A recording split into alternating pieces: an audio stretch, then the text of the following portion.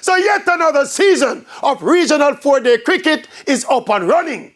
Jamaica Scorpions have won 1 and lost 1.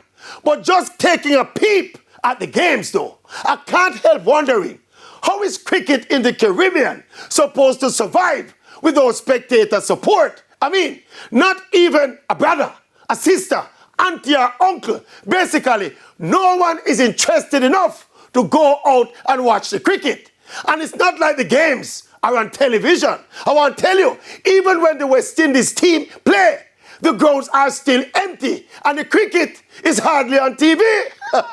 Much less the regional cricket, which continues to drag along inside empty, hollow stadia.